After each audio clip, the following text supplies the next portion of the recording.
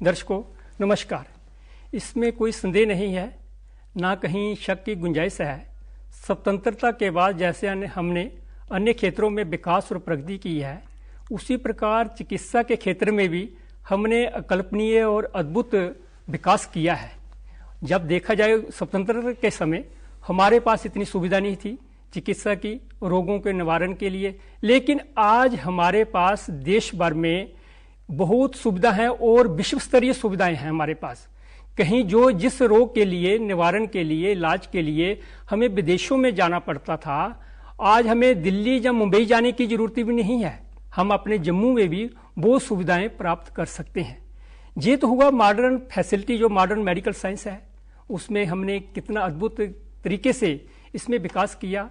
और आप ये भी जानते हैं कि स्वतंत्रता से पहले जब मॉडर्न मेडिकल साइंस हमारे पास नहीं थी, तो उस समय हम किस प्रकार अपने रोगों का निवारण करते थे। तो उस समय हमारे पास आयुर्वेद, जो भारत की ही देन है, चिकित्सा पद्धति के द्वारा या अन्य चिकित्सा पद्धतियां भी जो हैं उनके द्वारा हम रोग निवारण करते थे। और कुछ चिकित्सा पद्धतियां ऐसी हैं जो विदेशों में उपजी, विदेशों में जिनका उत्पन्न हुआ, उत्पत्ति हुई और हमारे देश में आई और हमारे देश की ही बनकर रह गई। जैसे होम्योपैथी जर्मनी से है, यूनान से है।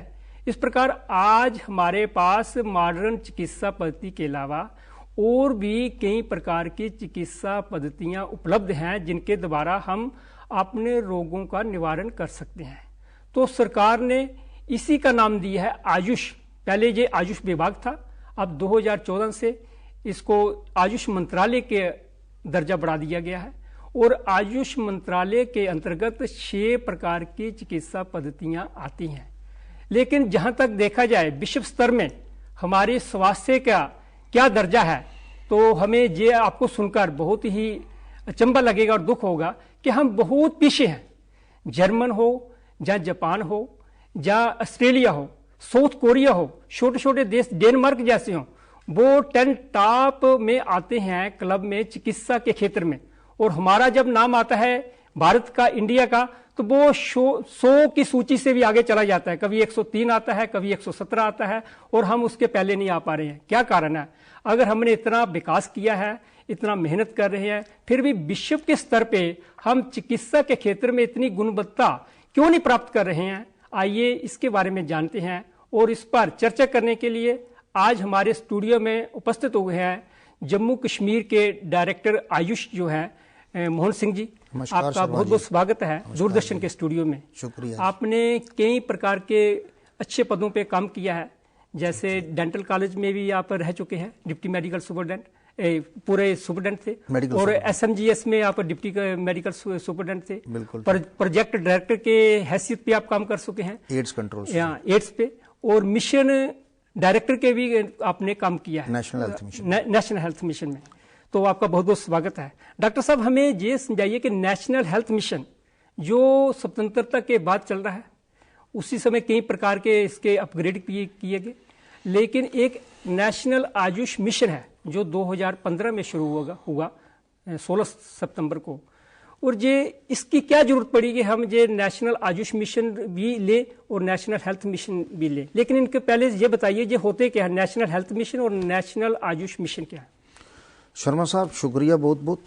आपने जो सवाल पूछा, ये बड़ा अच्छा सवाल है, क्योंकि जो हमारे हेल्थ सिस्टम्स हैं, जिसमें हमें अपनी स्टेट्स की, यूटीज़ की फंडिंग होती है, जिसमें हमारी डिफरेंट कंपोनेंट्स के अंडर फंडिंग होती है, हमें HR के अंडर फंडिंग होती है, हमें डिफरेंट नॉन प्लान कंपोनेंट्स के अंडर फंडिंग होती है।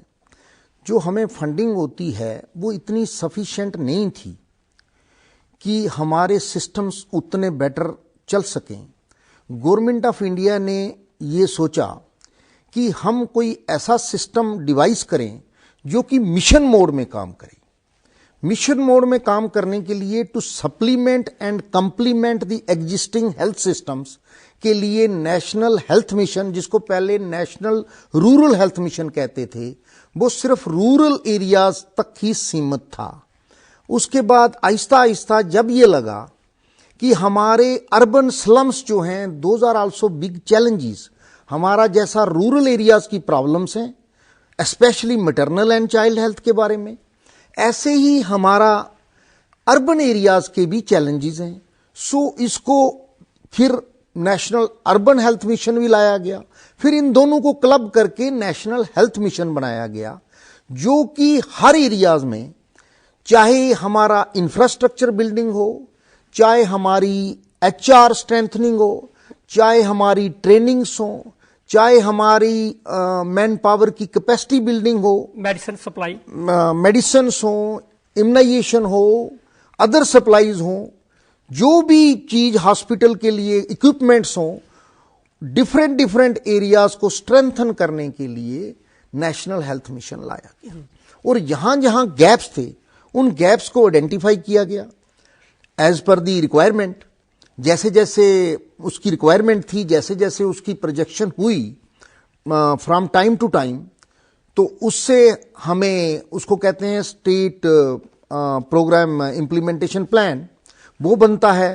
वो हर डिस्ट्रिक्ट से फीडबैक लिया जाता है, इवन ब्लॉक्स से फीडबैक लिया जाता है, उनकी क्या क्या रिक्वायरमेंट्स हैं, उनके पास क्या डेफिशिएंसीज हैं। तो उस बेस पे फिर वो एक डिटेल डिस्कशन होती है, जिसको कहते हैं नेशनल प्रोग्राम कोऑर्डिनेशन कमेटी, जिसको additional secretary ministry of Ayush health government of India head करते हैं। तो वहां पे वो मिशन डायरेक्टर होते हैं नेशनल लेवल पे, वहां पे हमारे यहाँ के रिप्रेजेंटेटिव एडमिनिस्ट्रेटिव सेक्रेटरी होते हैं। तो वो सारी डिटेल डिस्कशन होती है, हमारा जो प्लान बनता है उसके ऊपर वो देखते हैं कि कहाँ कहाँ इनकी रिक्वायरमेंट अर्जेंट है, उस हिसाब से फंडिंग होती है। जी, आपने बहुत अच्छी हमें जानकारी दी है, हमारे दर्शकों को भी इसके बारे में काफ़ी जागरूकता मिलेगी। लेकिन नेशनल आयुष मिशन 2015 में सितंबर में जो लॉन्च किया गया, इसके पीछे क्या गवर्नमेंट की मंशा थी, या इसका क्या दूसरा लाभ मिलने वाला है एक विकल्प के रूप में? नेशनल आयुष मिशन से पहले अंडर नेशनल हेल्थ मिशन ये एक आइडिया परसीव किया गया कि हमारे जो PHC, CHCs और डिस्ट्रिक्ट हॉस्पिटल्स हैं, इनमें एक को लोकेशन मींस हमारे ट्रेडिशनल सिस्टम्स ऑफ मेडिसिन को मेन स्ट्रीम में लाने के लिए, इनकी मेन स्ट्रीमिंग के लिए अंडर नेशनल हेल्थ मिशन एक एक मेडिकल ऑफिसर और एक एक फार्मासिस्ट इन को लोकेशंस में हायर किए गए इन डिफरेंट स्टेट्स। हमारी स्टेट में भी मेरे हिसाब से मोर देन ऑलमोस्ट 400 के करीब मेडिकल अफसर होंगे, जो आयुष के अंतर्गत, जो आयुष के अंतर्गत नहीं, अंडर नेशनल हेल्थ मिशन जो आयुष फ्रेटर्निटी को बिलोंग करते हैं, 2000 Ayush doctor. Similarly different schemes RBSK में भी आयुष के डॉक्टर्स लगे, उसके बाद फार्मासिस्ट लगे। तो वो अंडर को लोकेशन, जहां के अगर पेशेंट CHC या PHC या डिस्ट्रिक्ट हॉस्पिटल में आता है, उसको एक कैफेटेरिया चॉइस मिले कि अगर उसको लगता है कि मुझे ट्रेडिशनल सिस्टम ऑफ मेडिसिन में इलाज कराना है तो उसके लिए वहां चॉइस हो, वो वहां भी जा सके। बट बाद में गवर्नमेंट ऑफ इंडिया ने जब मिनिस्ट्री ऑफ आयुष 2014 में बनी, तो उसके बाद उन्होंने ये परसीव किया कि जो हमारा आयुष का सेटअप है, सिस्टम है, इसको इंडिपेंडेंटली डेवलप किया जाए।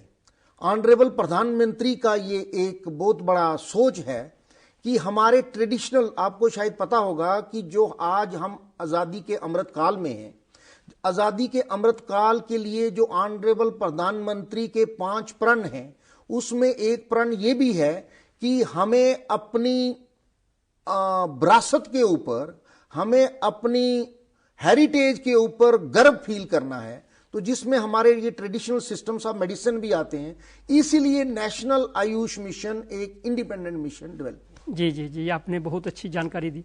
लेकिन आयुष का तो नाम हम सुनते हैं, लेकिन ये शॉर्टकट में है, इसमें क्या क्या एक्टिविटीज की जाती हैं, गतिविधियां क्या होती हैं, और आयुष का फुल फॉर्म क्या है, इसमें कौन कौन से मेडिकल सिस्टम आते हैं, हमारे दर्शकों के लिए जरा बताइए। ऐसा है कि जैसे आपने खुद ही ये एक्सप्लेन किया कि जैसे यूनानी स्ट्रीम, जैसे आपने कहा होम्योपैथी स्ट्रीम, ये हमारे मुल्क से नहीं आई, बट आज की डेट में हमारे मुल्क में इसको इतना एक्सेप्टेबिलिटी है, मान सम्मान भी मिलता है, मान सम्मान भी मिलता है। जैसे कि आयुर्वेदा तो हम हमारे ट्रेडिशनल सिस्टम ऑफ मेडिसिन की मदर सिस्टम है। I will say this is a mother system. ऐसे ही इसके साथ योगा एंड नेचुरोपैथी एसोसिएटेड है। ऐसे ही हमारा यूनानी स्ट्रीम जो हमारा कश्मीर डिवीजन में बहुत ज्यादा प्रिविलेंट है। जी जी। और इसके साथ साथ डोडा में, रामबन में, किश्तवाड़ में, पुंछ में, रजौरी में काफी लोगों की इसके प्रति इंटरेस्ट है और इसकी एक्सेप्टेबिलिटी है। उसके साथ साथ हमारा जो सोवा रिक्पा है, जो कि आमची सिस्टम जो हमारा लेह लद्दाख में होता था, हमारा एक किश्तवाड़ डिस्ट्रिक्ट में एक पाडर एरिया है जहां हमारे ट्रेडिशनल हीलर्स जो हैं वो आमची सिस्टम ऑफ मेडिसिन को प्रैक्टिस कर रहे हैं। ये सोवा जो है ये लद्दाख का, ये लद्दाख की पैथी है और ये भी आयुष के अंतर्गत, ये आयुष के अंतर्गत आती है। ऐसे आयुष के अंतर्गत सिद्धा भी आता है, बट वो तमिलनाडु को बिलोंग करता है। दैट सिस्टम उस पद्धति को इधर जम्मू कश्मीर में प्रयोग नहीं किया जाता। जी जी जी। तो ये आयुष के मिशन आप 3 साल से इसकी बागडोर संभाले हैं, तो इसमें क्या क्या चुनौतियां हैं, क्या क्या आपको मुश्किलें और कठिनाइयां आ रही हैं इसके प्रचार के लिए, इसके प्रसार के लिए और इसके विकास के लिए? देखो शर्मा साहब, सबसे पहले मैं आपको ये बताऊंगा कि traditional systems of medicine, covid pandemic जो आया, मैं तो बड़े क्लैरिटी से ये कहना चाहता हूं, कोविड-19 pandemic traditional systems of medicine के लिए एक अपॉर्चुनिटी बन के आया। जब एलोपैथिक सिस्टम ऑलमोस्ट फेल हो गया, हमारे पास कोई उस वक्त वैक्सीन अवेलेबल नहीं थी, कोई इलाज नहीं था, कोई इलाज नहीं था, तो जब हमारे traditional system of medicine, Ayurveda, यूनानी और even homeopathy also, yoga and naturopathy के इंटरवेंशन से, हमारे इम्यूनोमॉड्यूलेटर ड्रग से, सिर्फ हिंदुस्तान में ही नहीं पूरे विश्व में इसकी वो पहचान बनी। और जो इन ड्रग्स ने काम किया, वेदर आप लगा लो पेशेंट क्लिनिकल मैनेजमेंट में या प्रिवेंशन में या पोस्ट क्लिनिकल मैनेजमेंट में, इसको अब ये एविडेंस बेस हो चुका है कि आयुष ने जो काम कोविड-19 में किया और हमारे आयुष ड्रग्स की जो procurement all over the world हुई, उसके बाद ऑनरेबल प्रधानमंत्री ने WHO को ने इसको स्वीकार किया और अल्टीमेटली गुजरात में WHO ग्लोबल सेंटर बना for traditional systems of medicine. उसको मोर एविडेंस बेस बनाने के लिए विश्व स्तरीय ये बना, जिससे कि हमारी पहचान पूरे वर्ल्ड में गई और जिससे कि ट्रेडिशनल सिस्टम ऑफ मेडिसिन, चाहे वो आयुर्वेदा है, योगा है, नेचुरोपैथी है, यूनानी है या होम्योपैथी है, इसकी इतनी एक्सेप्टेबिलिटी हुई कि अल्टीमेटली हम अब हमें इसमें कोई शक नहीं है कि इसकी लोगों में कितनी अब एक्सेप्टेबिलिटी है। अब सिर्फ हमारी कोशिश ये है, मैं आपसे ये शेयर करना चाहता हूं, हमारे कुछ एक्सपर्ट्स की मदद से हमने यहां पे इंस्टीट्यूशनल एथिक्स कमेटी कॉन्स्टिट्यूट की है, सो दैट हम, जैसे ऑनरेबल प्रधानमंत्री का विजन है कि ट्रेडिशनल सिस्टम ऑफ मेडिसिन को एविडेंस बेस बनाओ, हम भी यहां इसको एविडेंस बेस बनाने की पूरी कोशिश कर रहे हैं। डॉक्टर साहब, आपने बहुत अच्छी जानकारी दी कि जितने भी हमारे ट्रेडिशनल मेडिसिन सिस्टम है, इस मॉडर्न मेडिकल साइंस के अलावा, इन्होंने जो वैश्विक महामारी आई कोरोना वायरस कोविड में, इसका बहुत पॉजिटिव इफेक्ट देखने को मिला और इसको विश्व स्वास्थ्य संगठन ने भी माना। तो इसमें इसके अलावा आज आपको कार्य करते हुए, इसके आगे इसको और बढ़ाते हुए अपने जम्मू कश्मीर में आपको कौन कौन सी चुनौतियों का सामना कर पा रहा है या कौन सी कठिनाइयां आ रही हैं? सर, ऐसा है कि मैं अगेन इसको रिपीट करूंगा कि कोविड-19 पैंडेमिक के बाद हमारी चुनौतियां, जो कि पहले लोगों को लगता था चाहे ये पैथी इफेक्टिव है नहीं है, ये कब इफेक्टिव होगी, इसका असर कब होगा। सर, मैं खुद एलोपैथिक डॉक्टर होने के बाद मैंने हेल्थ एडमिनिस्ट्रेशन में डिग्री की है, so as a health administrator मैंने, मेरे पास कम से कम 2000 के करीब NHM में भी आयुष डॉक्टर्स थे। ये मैं आपके साथ ये शेयर करना चाहता हूं कि जब हमें नेशनल लेवल पे अवार्ड मिला प्राइमरी हेल्थ केयर में, तो मैंने जो अपना एनालिसिस किया, वहां पे maximum PHCs are of erstwhile J&K state were being run by these AYUSH doctors. That is why उस वक्त भी हमने इनकी सैलरी MBBS डॉक्टर के बराबर करी।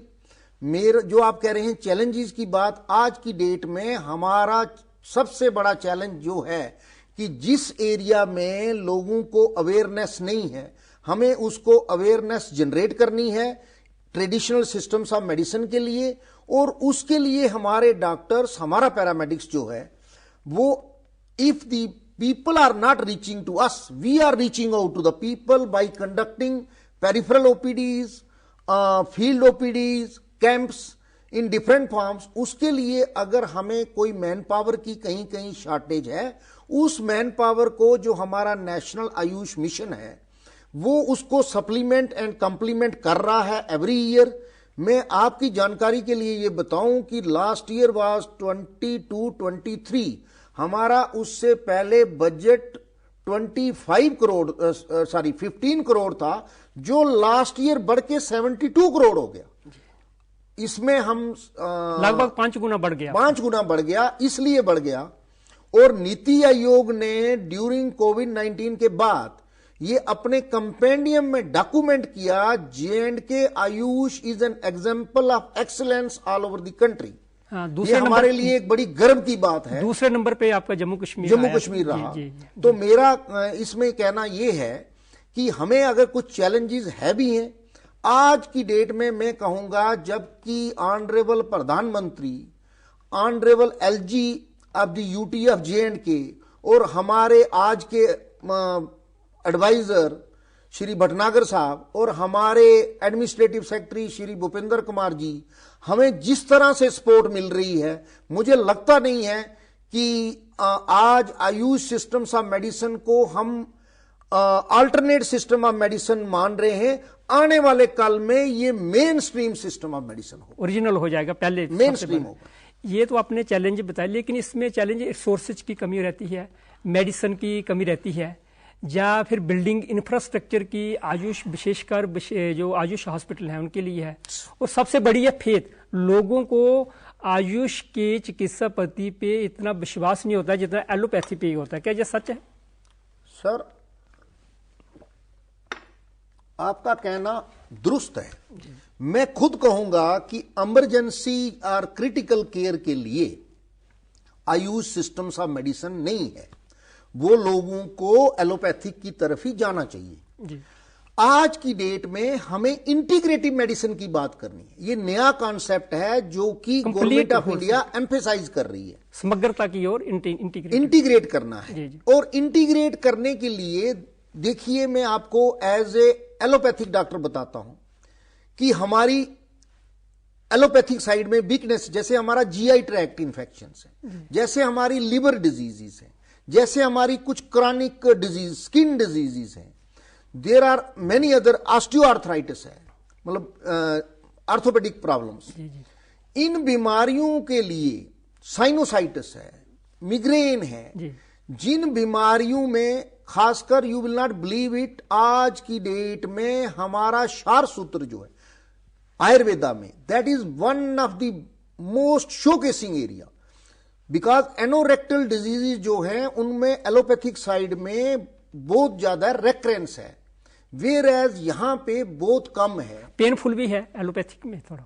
नहीं, पेनफुल चलो वो तो there are other ways also to handle it, but जो ये सार सूत्रा है, you will not believe it कि many allopathic surgeons call me कि ऐसे ऐसे मेरा पेशेंट है, इसको वहां आप सार सूत्रा करवा दीजिए। ये कोई बुरी बात नहीं है, ये एक this is way of integration. एक सटीक उपाय मिल गया आपको रोग को निवारण करने का, जो कि वहां अगर रेकरेंस होगी, या कोई ऐसा पेशेंट है जिसको फिस्चुला है, बड़ी देर से वो रिकवर नहीं हो रहा है, तो व्हाई नॉट ही और she should be treated with this Ayush system, Ayurvedic system of medicine. Similarly हमारा जो पंचकर्म है, पंचकर्म में जो हमारी एक्सपर्ट्स बॉडी को डिटॉक्सिफाई करते हैं, स्पेशली मैं आपको बताऊं, मेरा एक रिलेटिव था, उनको कीमोथेरेपी चल रही थी, उसके बाद उनकी बड़ी खराब हालत थी। जब उनको मैंने पंचकर्म स्टार्ट करवाया, उसके बाद वो काफी हद तक नॉर्मल हो गई। So there are many things where we can supplement and complement also. So हमें स्पेशली आयुष के जो एक्सपर्ट्स हैं उनको एलोपैथिक एक्सपर्ट के साथ बैठ के, मैंने पिछले दिनों एक इंटीग्रेटिव हमने सिंपोजियम करवाया था, जब पिछले डायरेक्टर थे हमारे डॉक्टर सलीम साहब, उनके साथ कोलैबोरेट करके वहां मैंने कहा था हमें हमारे फिजिशियंस, हमारे गायनेकोलॉजिस्ट, हमारे सर्जन्स, हमें ये बिठा के हमें आपस में एक इंटरेक्शन करानी पड़ेगी कि किन एरियाज में हम इंटीग्रेट कर सकते हैं और हम जनमानस का भला कर सकते हैं। डॉक्टर साहब, आपके प्रशासन में जब से आपने ये बागडोर संभाली है, विशेषकर आयुष निदेशक की, तो इसमें आपको बहुत से अपने नेशनल लेवल पे अवार्ड भी मिले हैं। जैसे लोकसभा स्पीकर से इन्फेंट मॉर्टेलिटी रेट पे भी आपको इनाम मिला है, और आशा सपोर्ट कर विशेषकर तिरुपति में जो सेमिनार हुआ था राष्ट्रीय स्तर पर, उसमें भी आपको इनाम मिला है। तो इन्फेंट मॉर्टेलिटी रेट अपने जम्मू कश्मीर में विशेषकर, जो पहले इसकी स्थिति बहुत ही गंभीर थी और ज़्यादा थी, आज बहुत कम हो चुकी है, उसके बारे में थोड़ी रोशनी डालें। सर, ऐसा है कि जैसे मैंने आपको पहले बताया कि मैं 3 साल mission director national health mission रहा जी। उस दौरान हमें गवर्नमेंट ऑफ इंडिया ने जो हमारा रिसोर्स इन्वेल्व था, लेट अस प्रिज्यूम, उस वक्त मुझे याद है, आज तो ज्यादा है रिसोर्स इन्वेल्व, 800-900 करोड़ है, उस वक्त 400-500 करोड़ के करीब था पर एनम। तो हमें, मुझे आज भी याद है कि 15-16 में शायद हमें 11 crore over and above the resource involve हमें इंसेंटिव मिला था हमारी बेटर परफॉर्मेंस के ऊपर। सिमिलरली 15-16 में शायद वो कोई इंसेंटिव किसी भी स्टेट को नहीं मिल पाया, हालांकि we earned 19 crore, and in 17-18 again we earn 28 crore incentive. नहीं, हमें ये बताइए कि इन्फेंट मॉर्टेलिटी, नहीं, वो that is what I am saying, कि मेरा कहने का मतलब ये है कि जब हमारे लोगों ने मैटरनल हेल्थ, चाइल्ड हेल्थ में इतना परफॉर्म किया, उसी से हमारा इन्फेंट मॉर्टेलिटी रेट बहुत कम हो गया, जिसमें मैं कह रहा हूं कि हमारा फील्ड लेवल पे, पीएचसी लेवल पे ये आयुष डॉक्टर्स का बहुत बड़ा रोल है। दैट इज वाई इनकी, मैंने आपको पहले बताया कि सैलरी हमने बराबर कर दी। तो ये सारा क्यूमुलेटिवली हमारा जो फ्रंट लाइन वर्कर्स है, हमारी एएनएम्स हैं, हमारी नर्सिस हैं, हमारा पैरामेडिकल स्टाफ है, हमारे एलोपैथी के मेडिकल ऑफिसर्स हैं, हमारे स्पेशलिस्ट हैं, हमने ये स्ट्रेटजिकली हमने एक स्कीम लाई कि अगर कोई स्पेशलिस्ट कहीं फार फ्लंग एरिया में नहीं जाता तो उसके लिए हमने कैसे उसको पुश करना है, उसकी कितने % उसको इंसेंटिव एक्स्ट्रा देना है, ये सब स्कीमों से, जो कि नेशनल हेल्थ मिशन की स्कीम थी, तो उससे ये ओवरऑल इन्फेंट मॉर्टेलिटी रेट कम हुआ, जिसके लिए हमें ये अवार्ड मिला। मैं शिशु मृत्यु दर आपने 40 से 24 पे लाई, उस वक्त 24 तक हुई थी, अब ये कम होके 17 पहुंच गई है। इसके अलावा आप स्टेट मेडिसिन प्लांट बोर्ड के सीईओ भी हैं इस समय, तो उसमें कंजर्वेशन और कल्टीवेशन जो आप मेडिसिन प्लांट की कर रहे हैं, किस प्रकार कर रहे हैं और उसका क्या लाभ है? सर, ऐसा है कि जो 40% से ज्यादा जो मेडिसिन बनती है जी, चाहे वो एलोपैथिक मेडिसिन है, चाहे वो आयुष की मेडिसिन है, वो हर्बल वेस्ट होती है। सो ये जो मेडिसिनल प्लांट है, ये आयुष का ही एक विभाग है, एक वन ऑफ द कंपोनेंट्स है। तो किसी वक्त ये पहले हार्टिकल्चर डिपार्टमेंट के पास था, उसके बाद ये फॉरेस्ट डिपार्टमेंट के पास चला गया। तो जो उस वक्त के एडमिनिस्ट्रेशन थी, आज से 2 साल पहले, तो मैंने उनके साथ ये प्लीड किया कि ये ऑल ओवर द कंट्री ये जो है ये आयुष का पार्ट है, ये डायरेक्टर आयुष ही देखते हैं। तो फिर उन्होंने हमसे कुछ जस्टिफिकेशन ली, उसके बाद वो हमें ट्रांसफर किया गया।